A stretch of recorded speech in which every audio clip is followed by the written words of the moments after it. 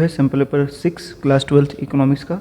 तो इसमें पहला क्वेश्चन है कि when government spends more than it's revenue, जब सरकार अपने रेवेन्यू से ज़्यादा खर्चा करती है, एक्सपेंडिचर सरकार का ज़्यादा होता है, तो उसे क्या कहते हैं?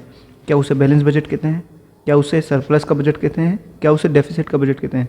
तो देखो, सरप्लस का बजट वो होता है जब सरकार का खर्चा कम हो और आमदनी ज़्यादा हो, यानी एक्सपेंडिचर कम हो, रेवेन्यू ज़्यादा हो, एस्टिमेटेड अनुमानित। जबकि अगर सरकार का खर्चा ज़्यादा है ना, सरकार का एक्सपेंडिचर ज़्यादा है रेवेन्यू से, तो उसे बोलते हैं डेफिसिट बजट। तो आंसर है बी। नेक्स्ट क्वेश्चन है कि which of the following is the objective of the government budget. देखो, बजट वाले चैप्टर में मैंने बताया है कि बजट जो बनाया जाता है, बजट का मतलब होता है अनुमानित वर्ष के लिए 1 अप्रैल से लेकर 31 मार्च के लिए कितना जो है हमारे पास खर्चा है जो करना है हमें, और कितनी रेवेन्यू होने वाली है टैक्स से, नॉन टैक्स से, या फिर डिसइन्वेस्टमेंट यानी अपनी सरकार जो अपनी संपत्ति या शेयर्स बेचती है, ठीक है, और कितना कर्जा लेना है। तो ये सब पूरा बजट में देखा जाता है। और जब बजट देखते हैं तो बजट में बजट के कुछ ऑब्जेक्टिव्स होते हैं। बजट बनाने का ऐसे नहीं कि बजट बना लिया, बजट के ऑब्जेक्टिव्स हैं। बजट के थ्रू सरकार समाज में इनइक्वालिटी को कम करने का प्रयास करती है, यानी रिच पर टैक्स लगाती है और पुअर को सब्सिडीज़ देती है, गरीब लोगों को, और जो समाज के वंचित वर्ग हैं उनके लिए स्कीम्स लाती है। और बजट में सरकार इकोनॉमिक स्टेबिलिटी और ग्रोथ की बात करती है, कोशिश करने की कि इकोनॉमी में जो है ग्रोथ रहे, स्टेबिलिटी भी रहे। सरकार का बजट का ये भी ऑब्जेक्टिव रहता है कि जो हमारे पब्लिक सेक्टर यूनिट्स हैं, जिन्हें सरकारी कंपनी बोलते हैं, टेक्निकल टर्म में बोलते हैं पब्लिक सेक्टर यूनिट्स या पब्लिक सेक्टर अंडरटेकिंग्स, तो वो जो उसमें इनएफिशिएंसी है उसको कम किया जाए उसमें, ठीक है। और बजट का एक ऑब्जेक्टिव होता है रीएलोकेशन ऑफ रिसोर्सेज, यानी रिसोर्सेज जो हैं उनको रीएलोकेट किया जाए। मतलब जैसे मान लीजिए इस बार कोरोना आ गया, तो कितना बजट हेल्थ पर देना है, कितना बजट डिफेंस पे लगाना है अगर वॉर चलने वाला है अगले 2-3 साल, तो सरकार अपना रिसोर्सेज को रीएलोकेट करती है। इसी तरीके से एक इनइक्वालिटी वाले को बोलते हैं रिडिस्ट्रीब्यूशन ऑफ इनकम। तो क्वेश्चन ये है कि बजट का ऑब्जेक्टिव क्या है? तो distribution of income and wealth, economic stability और जीडीपी ग्रोथ। तो आंसर हो गया डी। अगला क्वेश्चन है हमारा कि who regulates money supply in the economy या कंट्री। तो आरबीआई करता है कंट्रोल या रेगुलेट मनी सप्लाई। अगला क्वेश्चन है हमारा कि import of petroleum from Iran, ये कहाँ जाएगा? देखो, हमारा ये मैंने पहले भी बताया और बैलेंस ऑफ पेमेंट वाली वीडियो में देख लेना जिन्हें ज़्यादा डीपली समझना हो। यहाँ मैं ब्रीफ में बता देता हूँ कि बैलेंस ऑफ पेमेंट वो होता है जिसमें सभी इंटरनेशनल ट्रांजेक्शंस हम रिकॉर्ड करते हैं। जैसे मान लो एक रजिस्टर है और जितनी भी इंटरनेशनल इकोनॉमिक ट्रांजेक्शंस होंगी, चाहे हम किसी देश से कुछ सामान खरीदें या किसी देश को कुछ सामान बेचें, चाहे तो गुड्स बेचें, चाहे तो सर्विसेज बेचें, चाहे तो हम एक तरफा हस्तांतरण करें जिसे बोलते हैं यूनिलेटरल ट्रांसफ़र, या फिर हम किसी देश से लोन लें या किसी देश को लोन दें, या हमारे देश में एफडीआई हो या हमारे देश वाले किसी और देश में एफडीआई करें। एफडीआई का मतलब होता है जैसे यहाँ पर कंपनी किसी ने खोल दी, मैं ये खुले शब्दों में बता रहा हूँ। अदरवाइज़ तो एफडीआई का मतलब बाहर से कोई यहाँ पर आकर कंपनी के शेयर्स खरीद के और वहाँ पर मालिकाना नियंत्रण प्राप्त कर ले, ठीक है। और जो केवल स्टॉक में सेलिंग एंड परचेजिंग करते हैं उन्हें बोलते हैं एफआईआई, यानी फॉरेन इंस्टीट्यूशनल इन्वेस्टमेंट। तो एफडीआई से वो अलग होता है, वो मैंने बैलेंस ऑफ पेमेंट वाली वीडियो में डीपली समझा रखा है, ठीक है। अब यहाँ बात आती है, अगर आपको फिर भी दिक्कत है तो कमेंट में लिख देना, मैं आपको लिंक भी शेयर कर दूंगा और समझा भी दूंगा। अब बात आती है कि बैलेंस ऑफ पेमेंट जो है कि बैलेंस ऑफ पेमेंट में जो इंपोर्ट ऑफ पेट्रोलियम है वो कहाँ जाता है। तो देखो, बैलेंस ऑफ पेमेंट में 2 अकाउंट होते हैं, करंट अकाउंट और एक कैपिटल अकाउंट। तो जो करंट अकाउंट होता है उसमें सभी इंपोर्ट और एक्सपोर्ट गुड्स और सर्विसेज के वो रिकॉर्ड किए जाते हैं। तो ये पेट्रोलियम जो है वो गुड्स है और ये इंपोर्ट है, तो ये कहाँ आएगा? करंट अकाउंट में आएगा। ये तो पता लग गया, करंट अकाउंट में आएगा। दूसरी बात, ये क्रेडिट साइड में जाएगा कि डेबिट साइड में? तो जब भी हमारे पास से पैसा, समझ लो हमारे पास पैसा आ रहा है तो क्रेडिट साइड में जाएगा, और अगर पैसा जा रहा है तो डेबिट साइड में। अब हम इंपोर्ट करेंगे पेट्रोलियम का तो उससे हमारा पैसा जाएगा ना, तो ये डेबिट साइड में आएगा करंट अकाउंट के। तो आंसर हो गया हमारा debit side of current account, D. अगला क्वेश्चन हमारा कि इनमें से कौन सा जो एग्जाम्पल है इनडायरेक्ट टैक्स का। तो देखो, मैंने बताया था बजट वाले चैप्टर में और पिछले वीडियोज़ में भी, आप वो भी देख लेना। फिलहाल बजट का जो है, बजट में 2 तरह की ट्रांजेक्शन वो होती हैं, 2 तरह के कंपोनेंट्स होते हैं, रेवेन्यू और कैपिटल। रेवेन्यू में भी रिसिप्ट्स होती हैं, रेवेन्यू रिसिप्ट्स और रेवेन्यू एक्सपेंडिचर। रेवेन्यू रिसिप्ट्स में 2 होते हैं, टैक्स रेवेन्यू और non tax revenue. Tax revenue वो होते हैं जो टैक्स के थ्रू आते हैं, और नॉन टैक्स वो जो नॉन टैक्स के थ्रू आते हैं। टैक्स वाले जो होते हैं वो भी 2 टाइप के होते हैं, डायरेक्ट टैक्स और इनडायरेक्ट टैक्स। तो डायरेक्ट टैक्स वो होते हैं जो डायरेक्टली जिस पर पड़ते हैं उसी को उसको पे करना पड़ता है। जैसे इनकम टैक्स है, अगर आप पर इनकम टैक्स लगेगा तो आपको ही पे करना पड़ेगा। कॉर्पोरेट टैक्स जो होता है, कंपनी का टैक्स जो कंपनी पे लगता है उसी कंपनी को पे करना पड़ता है। गिफ्ट टैक्स है, जिस पे लगेगा उसी को पे करना पड़ेगा। वेल्थ टैक्स है, एस्टेट ड्यूटी है या प्रॉपर्टी टैक्स है, ये जिस पे लगता है उसी को पे करना पड़ता है। जबकि एक दूसरा होता है इनडायरेक्ट टैक्स, जो लगता किसी और पर है, देना किसी और को पड़ता है, यानी बर्डन शिफ्ट किसी और, मतलब बर्डन उसका शिफ्ट किया जा सकता है। जैसे इनडायरेक्ट टैक्स में होता है पहले होते थे वैल्यू एडिड टैक्स या फिर सर्विस टैक्स या फिर एक्साइज ड्यूटी या सेल टैक्स। अब लगा तो वो प्रोड्यूसर पे लेकिन देना किसे पड़ा, कंज्यूमर को। यानी कि सर्विस टैक्स मान लो लगा तो कंपनी पे था लेकिन देना किसे पड़ा एंड में, कंज्यूमर को। तो इसी तरह इनडायरेक्ट टैक्स वो होता है जो लगता किसी और पर है, देना किसी और को पड़ता है। तो इसी तरह अब जो बहुत सारे टैक्सेस थे उन्हें खत्म करके जीएसटी कर दिया गया है। तो अब वो क्वेश्चन में पूछ रहा है कि इनमें से कौन सा इनडायरेक्ट टैक्स का एग्जाम्पल है। तो इनकम टैक्स तो डायरेक्ट टैक्स है, वेल्थ टैक्स भी डायरेक्ट टैक्स है और डी तो है ही नहीं, तो आंसर हो गया सी, जीएसटी जो है वो इनडायरेक्ट टैक्स है। अगला क्वेश्चन है हमारा कि जो परसेंटेज है डिमांड डिपॉजिट्स की जो कमर्शियल बैंक्स को अपने पास मेंटेन करनी पड़ती है। तो जैसे मैंने पहले भी बताया है मनी एंड बैंकिंग वाली वीडियो में और अदर वीडियोज़ में भी कि एसएलआर जो है वह मिनिमम अमाउंट है जो हर कमर्शियल बैंक को आरबीआई अपने पास रखना पड़ता है लिक्विड के फॉर्म में। देखो दो अमाउंट होते हैं, एक तो एक मिनिमम अमाउंट होता है जो हर कमर्शियल बैंक, हर वाणिज्य बैंक को, एसबीआई, एचडीएफसी, आईसीआई, इन सबको अपने पास लिक्विड फॉर्म में। लिक्विड फॉर्म का मतलब होता है या तो कैश या ऐसी चीज़ जो कैश में इजीली कन्वर्ट किया जा सकती है जैसे गोल्ड या फिर गवर्नमेंट सिक्योरिटीज़। तो लिक्विड फॉर्म में हर बैंक को रखनी पड़ती है, उसे बोलते हैं एसएलआर, स्टैट्यूटरी लिक्विडिटी रेशियो, यानी हिंदी में बोलते हैं वैधानिक तरलता अनुपात। दूसरा होता है सीआरआर, हर वाणिज्य या कमर्शियल बैंक को एक मिनिमम अमाउंट या percentage of total deposit RBI के पास रखवाना पड़ता है, उसे बोलते हैं सीआरआर। ठीक, तो आंसर हो गया हमारा ए। अगला क्वेश्चन हमारा कि चेंज इन मार्केट रेट, अगर हमारा जो $1 के बदले 71 रुपये मिल रहे थे पहले, अब 72 रुपये हमें पे करने पड़ रहे हैं $1 के बदले, तो हमारी करेंसी एप्रिशिएट हुई कि डेप्रिशिएट। जैसे मैंने पिछली वीडियोज़ में बता रखा है, फॉरेन एक्सचेंज वाली वीडियो है उसमें भी और पिछले सैम्पल पेपर में भी, कि अगर एक्सचेंज रेट बढ़ गया है, यानी एक्सचेंज रेट क्या हो गया 71 से 72 हो गया, तो एक्सचेंज रेट बढ़ गया लेकिन हमारी वैल्यू ऑफ रुपी क्या हुई, रुपी की वैल्यू घट गई, है ना, यानी वैल्यू ऑफ रुपी हमारी घट गई। जब हमारी रुपी की वैल्यू इंटरनेशनल मार्केट में घट जाती है तो उसे बोलते हैं डेप्रिसिएशन, है ना, मूल्यह्रास। अगला क्वेश्चन है हमारा कि कैपिटल रिसिप्ट जो है वो is that receipt of the government which, जो कैपिटल रिसिप्ट होती है ना, जैसे मैंने बताया बजट वाले चैप्टर में, हमारा जो बजट का चैप्टर है उसमें दो तरह के कंपोनेंट होते हैं, एक रेवेन्यू और एक कैपिटल। तो रेवेन्यू रिसिप्ट्स या एक्सपेंडिचर तो वो होते हैं जिनसे ना तो एसेट्स पे फर्क पड़ता है ना ही लाइबिलिटीज़ पे, जबकि कैपिटल रिसिप्ट्स वो होती हैं जिनसे या तो एसेट्स और लाइबिलिटीज़ दोनों पे फर्क पड़ता है, या तो एसेट्स हमारी बढ़ेगी घटेगी या लाइबिलिटीज़ बढ़ेगी घटेगी। अब सवाल ये है कि कैपिटल रिसीट से क्या होता है, कैपिटल एक्सपेंडिचर से क्या होता है वो अलग चीज़ है। कैपिटल रिसीट्स ऐसी रिसीट्स जिससे या तो हमारी एसेट्स घट जाएं या हमारी लाइबिलिटी बढ़ जाए, यानी मान लो सरकार ने कर्जा लिया है तो सरकार की लाइबिलिटी क्या होगी, बढ़ जाएगी, तो ये कैपिटल रिसीट है। या मान लो सरकार ने अपनी एसेट्स या अपने शेयर्स, अपनी कंपनीज बेच दी तो उसे हमारी एसेट्स यानी सरकार की एसेट्स कम हो जाएगी, तो ये कैपिटल रिसीट है। ठीक है, तो आंसर हो गया कि कैपिटल रिसीट वो रिसीट होती है जिससे या तो सरकार की एसेट्स कम हो जाए, यानी ये या तो सरकार की एसेट्स जो है ये कम हो जाए या फिर लाइबिलिटी बढ़ जाए, तो सी आंसर हो गया।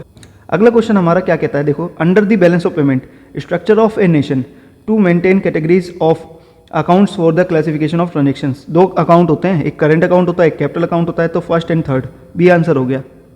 अगला क्वेश्चन हमारा क्या कहता है कि which of the following is not the function of central bank.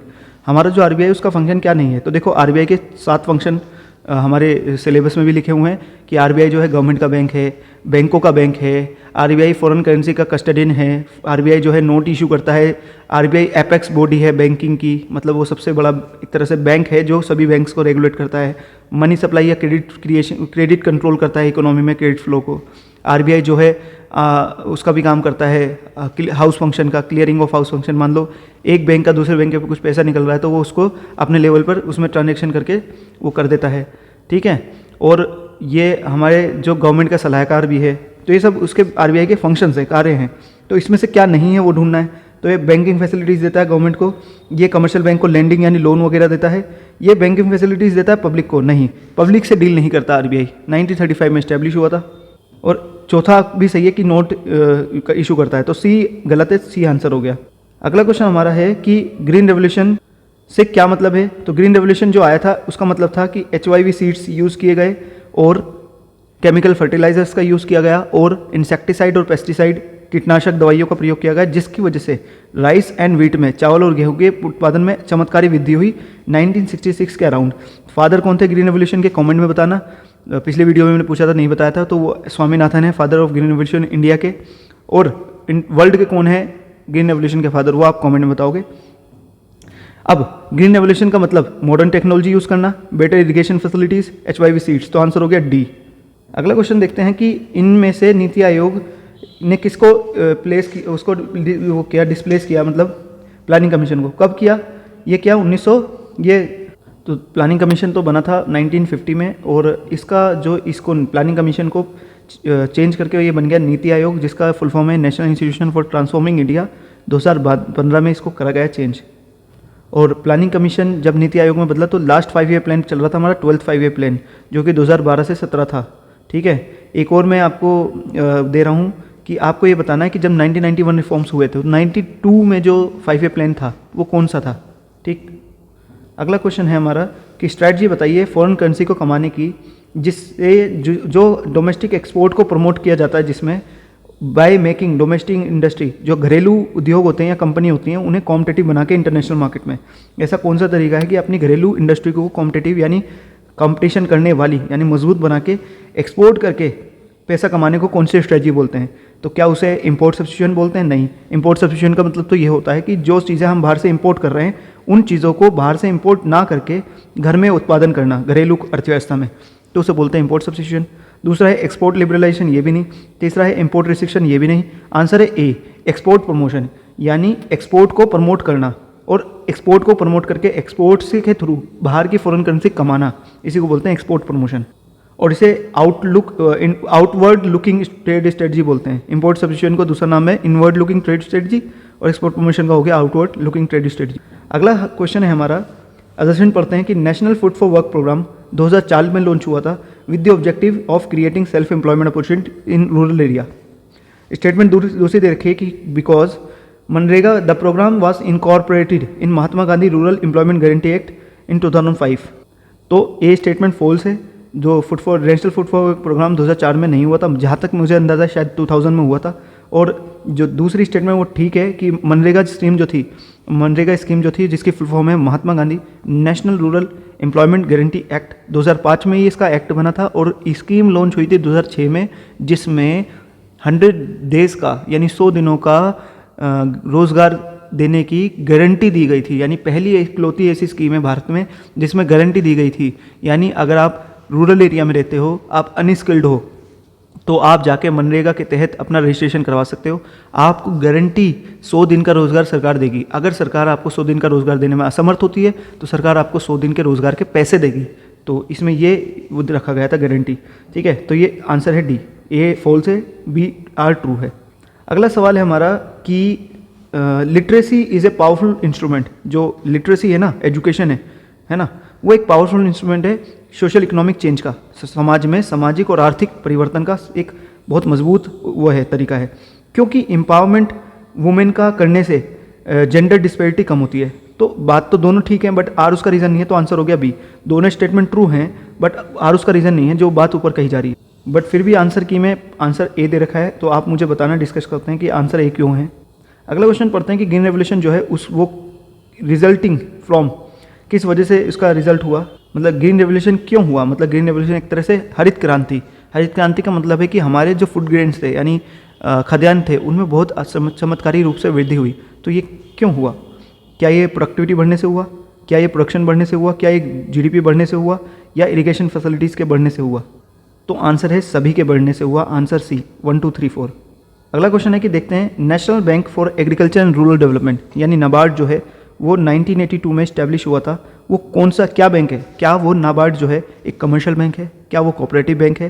क्या वो सब्सिडरी है स्टेट बैंक ऑफ इंडिया का, एसबीआई का सब्सिडरी यानी सहायक है? या वो एक एपेक्स बैंक है जो रूरल और एग्रीकल्चर क्रेडिट को कंट्रोल करता है? तो जी हाँ, वो एक एपेक्स बैंक है, यानी जितनी भी रूरल एरिया में एग्रीकल्चर के लिए या रूरल एक्टिविटीज़ के लिए क्रेडिट दिया जाता है, जितने भी बैंक्स उसमें जुड़े हुए हैं, जैसे कमर्शियल बैंक हो गया, रीजनल रूरल बैंक हो गया, लैंड डेवलपमेंट बैंक हो गया, कोऑपरेटिव बैंक्स हो गए या सेल्फ हेल्प ग्रुप हो गए, उन सबको कंट्रोल और रेगुलेट करता है नाबार्ड।